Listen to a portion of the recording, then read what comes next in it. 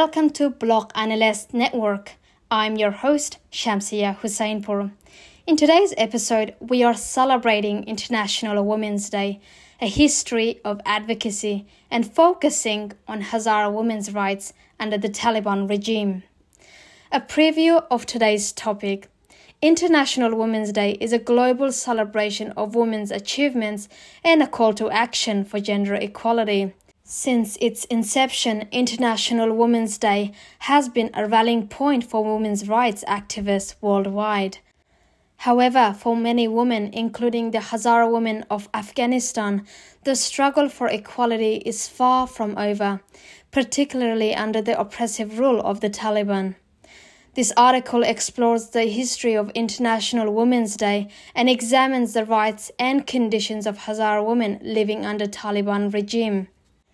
The history of International Women's Day. Emerging from a labor movement and the fight for women's rights, International Women's Day traces its history to mid-19th century, when women in a textile factory in New York started a strike to protest the harsh conditions of work and their low wages. The strike had an ominous end with a fire in the factory where 129 women lost their lives. More than 50 years later, women from the same factory started a protest demanding better working conditions and rights for women. This protest, in a way, became the start of a new struggle for women's rights. In the 1911th, the first International Women's Day was celebrated. Until 1967, March 8 was more of a vacation day for some people. It was only in 1975 that the United States declared March 8 as an International Women's Day. The day emerged from the labor movement and the fight for women's suffrage, with women around the world demanding better working conditions, equal pay, and the right to vote. Over the years, International Women's Day has evolved into a global celebration of women's social, economic, cultural, and political achievements. The theme of International Women's Day varies each year, reflecting the ongoing struggles, challenges, achievements, and triumphs in women's rights worldwide. From gender equality and women's empowerment to ending violence against women and girls, International Women's Day serves as a platform for advocacy, awareness, and action. Despite significant progress in women's rights over the past century, many challenges remain, particularly in regions where women face systemic discrimination, violence, and oppression. One such region is Afghanistan, where the Taliban's repressive rule has had devastating consequences for women, especially Hazara women. The Hazara plight under the Taliban rule. The Hazaras are predominantly Shia Muslim ethnic group in Afghanistan, with a long history of persecution and marginalization, with significant atrocities during the 18th century, when more than 60% of them were massacred in a genocidal war and the rest driven out to neighboring countries. Under the Taliban rule in the 1990s, there were multiple large-scale massacres akin to genocide carried out against the Hazaras, including targeted killings. With the resurgence of the Taliban in 2021, the genocidal violence against Hazaras has continued. Hardly a day goes by without any killing, abduction, violence, or intimidation being directed against these people. Hazara women in particular confronted multifaceted oppression and discrimination, ranging from educational restrictions, limitations on their basic freedoms, employment barriers, and limited or lack of healthcare access. Education for Hazara women. Education is a fundamental right denied to women, especially the Hazara women under the Taliban regime. The Taliban's extremist ideology opposes the education of girls and women, viewing it as contrary to their interpretation of Islamic law and tribal codes. As a result, schools for girls are frequently targeted and shut down, depriving girls of access to knowledge and opportunities for self-empowerment. After the first year of their rule, the Taliban banned university and high school education for women and girls. Only elementary schools are open to girls, and even then, the Hazara girls face numerous barriers to education, including poverty and security concerns. For a while, some private schools would teach children at home, but when discovered by the Taliban, they were also closed. Efforts are being made to start online courses, but due to poor internet connection and lack of electricity, makes online teaching quite difficult, if not impossible. Employment of Hazara women under the regime of Taliban. Access to employment is another challenge faced by women under the regime of Taliban. Discrimination coupled with restrictive Taliban policies limited economic opportunities for women, trapping them in cycles of poverty and dependence on male relatives. Women are forbidden to work outside the home in the government or private sector. All professional women in every sphere of life are barred from employment. During the Republic, Hazara women thrived in education and joined the army, police, and civilian workforce. They were lawyers, professors, teachers, journalists, administrators, businesswomen, and entrepreneurs. They are mostly out of the country or under virtual house arrest. According to a source, all doors are closed to women, including public parks, beauty salons, public baths, and markets. In the latest decree of the Taliban, women and girls do not have the right to make telephone contacts with the media, and the media are being increasingly limited in their reports about women. Healthcare for Hazara women under the regime of Taliban. Access to healthcare is essential for women's well-being, yet Hazara women often faces barriers to medical services under the Taliban rule.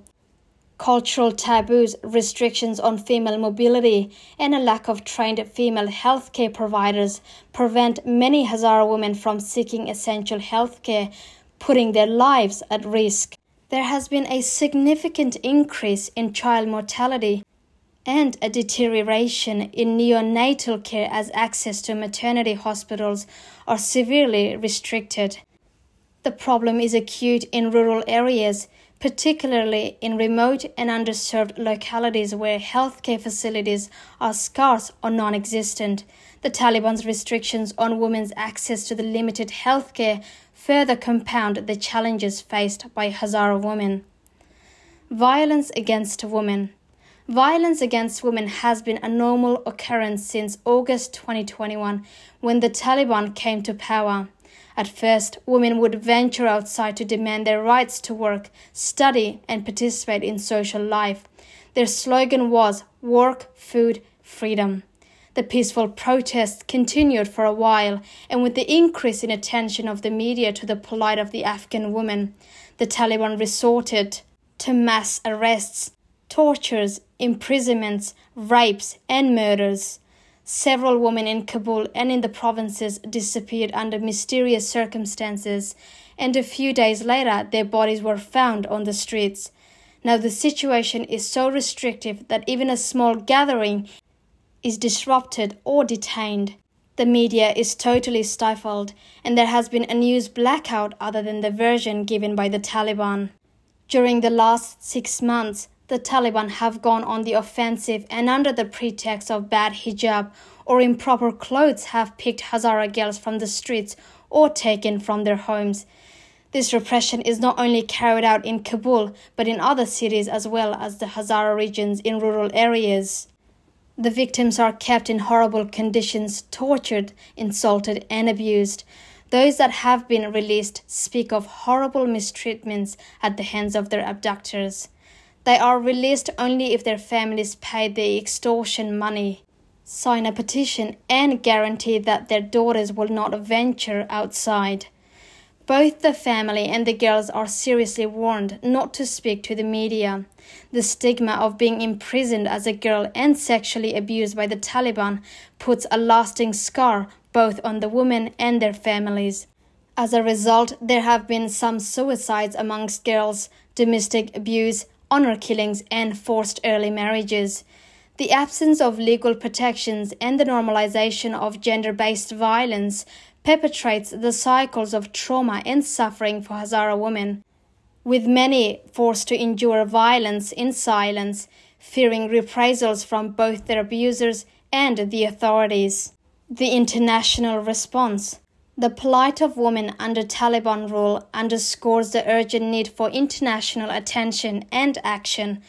On International Women's Day, the global community must stand in solidarity with Hazara women and all Afghan women facing oppression and discrimination. Diplomatic pressure, humanitarian aid, and support for grassroots organizations advocating for women's rights are essential in addressing the systemic injustices faced by Hazara women and promoting gender equality in Afghanistan. Conclusion of today's topic. As we celebrate International Women's Day and reflect on global progress on women's rights, it is imperative to acknowledge and address the ongoing challenges that millions of marginalized women worldwide, including Hazara women, continue to face in fighting oppression, discrimination, and violence daily. The situation of women is so dire that it has been aptly labeled gender apartheid. This apartheid cannot be fought or removed by the women whose activity and mobility are severely curtailed. A concerted effort with a worldwide campaign is in need to free the women of Afghanistan from cycles of violence directed against them. The struggle for gender equality is far from over, necessitating collective advocacy and concerted action to ensure a future where all women can live in dignity, freedom from oppression, discrimination, and fear. And thank you for listening to this week's episode of the Block podcast. We wish a very happy International Women's Day to all women around the globe.